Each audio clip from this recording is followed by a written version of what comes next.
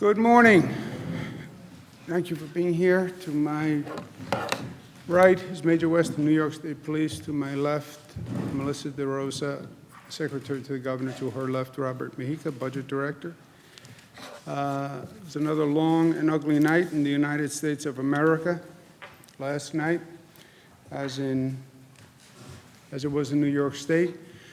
Day 97 of the coronavirus crisis. Day 12 of the civil unrest dealing with the aftermath of Mr. Floyd's murder. And this, my friends, is a dangerous combination, colliding crises, compounding each other. But our job is to address what is presented, and this is the reality that is presented, and this is what we will deal with. On the coronavirus situation, there's a lot to learn from what we just went through, and I believe it's a transformative situation for society and something we can really learn from going forward. Coronavirus was a medical issue, was a public health issue, was an economic issue, but more than anything, it was a social issue.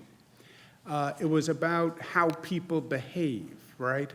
And to address coronavirus, what we really had to do was change society. It was not a government operation.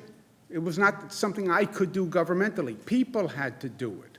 Government could provide leadership, and we had an operational component, but it was about people making the changes that had to be made. They had to accept it. They had to understand it. They had to change their behavior.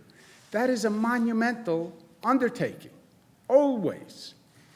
Social change. When does social change happen?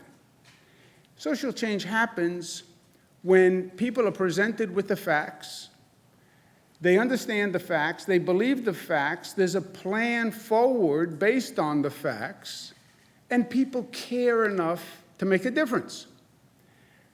With coronavirus, I sat up here every day and I said, here are the facts. Here are the number of deaths. Here are the hospitalizations. This is what we're looking for. Here's a plan that I think can take us forward based on those facts.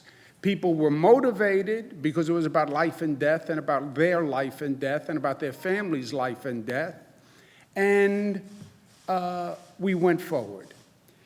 Compare that coronavirus situation to the situation we're in with the social unrest we see. People have seen Mr. Floyd's murder. They're watching what's going on the streets every day. And they're saying, enough is enough. And it's what they are seeing and what they know that is disturbing. And we're going to show you again, for those of you who haven't seen, a scene from Buffalo and a scene from New York City, because this is a story all across the state.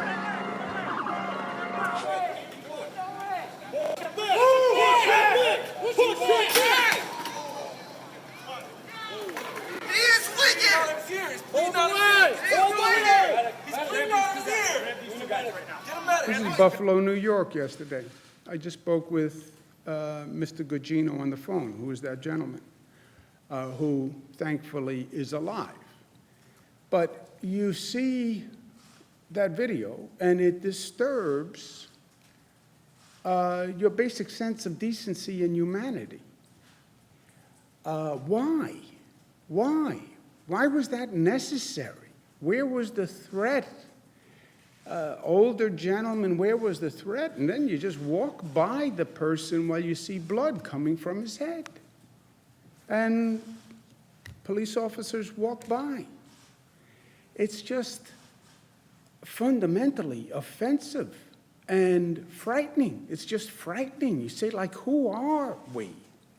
How did we get to this place? Incidents of pushing the press. You have incidents of police getting hit with bricks in the head. You say, where are we? Who are we? And these are undeniable situations. Buffalo situation, I want to applaud Mayor Byron Brown. Mayor of Buffalo suspended the police officers yesterday. immediately, and I believe the district attorney is looking into it from a possible criminal liability point of view, and I applaud the district attorney for moving quickly. But people see this. They see the facts. Now, when you have all this emotion, you have to focus on the facts and the intelligence of the matter, right? It can't be about emotion. Of course, police must protect the public safety, and police must protect themselves. That's a fact. Of course, there are also cases of police abuse and the abuse of power. That's a fact. You can have two coincident facts.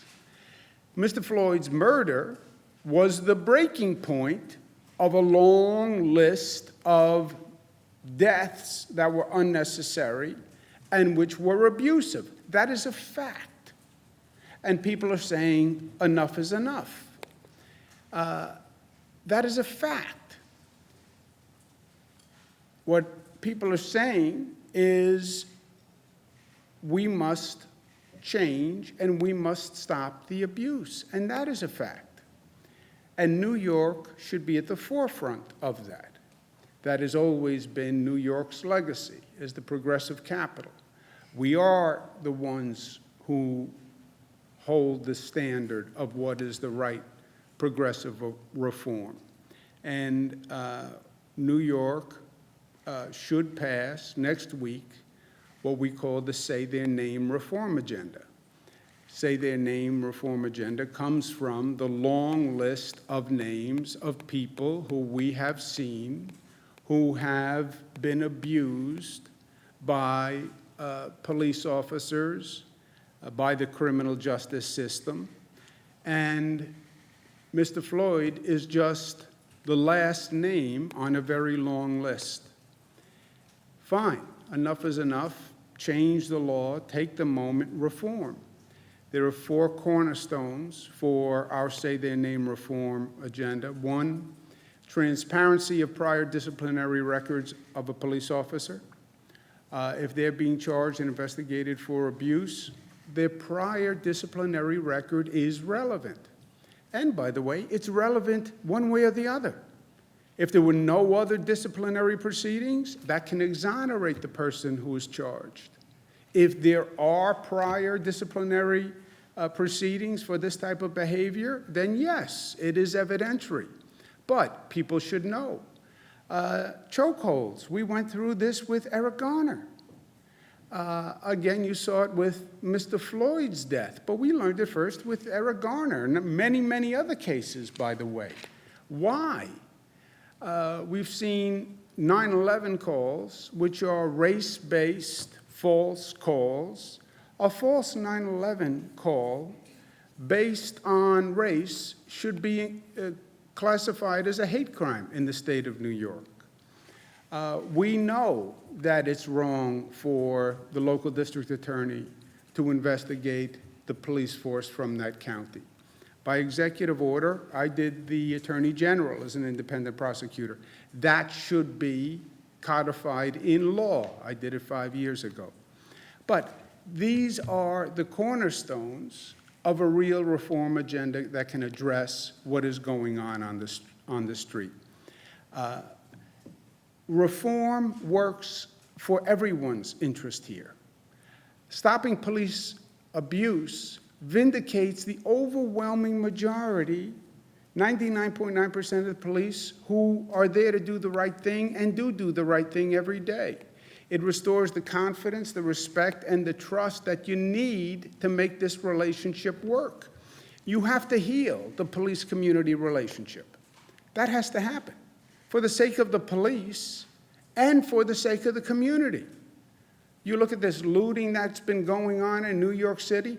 This hurts poor communities and distressed communities. You saw many businesses destroyed that are relied upon by that community. You can't have the relationship that works one way or the other. And even in this politically partisan, racially charged environment, there is still a truth, and there are still facts. And that's what we have to focus on. That was the truth with the coronavirus. Even though it was all political and everything was partisan and Democrat, Republican, and red and blue, it was never, they offer us false choices. Coronavirus, well, do you want to save people's lives or reopen the economy? And you should reopen the economy and forget public health. Or you should take care of people's health, but not reopen the economy. It was never either or. It can't be either or. I know from a hyperbolic, rhetorical, partisan, it's one or the other. Liberate New York, worry about health, close New York. It was never one or the other. That was unintelligent. It was always both. It's the same situation here. It's not a question of public safety or civil rights. Whose side are you on, public safety or civil rights? It can't be either or. It can't be police safety or prosecutor safety. Pick a side. Which are you on? Red or blue? Democrat or Republican? Who are you with? You have to be with both. Yes, you need public safety. And yes, you need civil rights. Yes, you need police to be safe. And yes, you need the protesters to be safe. These are false choices. We need both. Even in this hysterical moment, you need to be able to hold two truths in your hands at the same time. How do we change society to make these reforms happen? How do you have a new societal awareness? Can you do that? Can you change behavior to respect one another? You're darn right you can. We know we can because we just did it through this coronavirus in a very fundamental way. You changed people's fundamental behavior, whether or not they leave the house, whether or not they go to school, whether or not they go to work. They changed themselves. Remarkably fast and remarkably effective.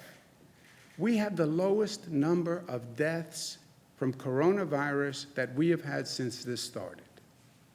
42 deaths, the lowest number since we started. 8 weeks ago, we had 800. 8 weeks. 800 people die to 42 people die in 8 weeks. Amazing.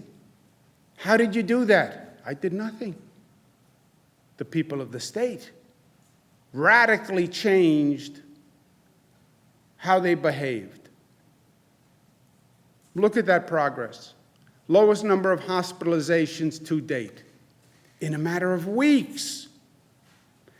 So we know we can change, and we know we can change dramatically. People are focused. We have a plan, and that's when social reform happens, when people are motivated and people are focused. That was the Civil Rights Act nationally. That was the Triangle Shirtwaist Factory fire, which changed labor rights in this nation. That was the environmental movement after Storm King. That was the revolution of LGBTQ rights after Stonewall. That's what we just saw in coronavirus, which will go down in history as one of the great transformational moments of society. And this is a moment to lead in terms of social change. And we will do it because we are New York tough, smart, united, disciplined, loving, and that is what the moment requires.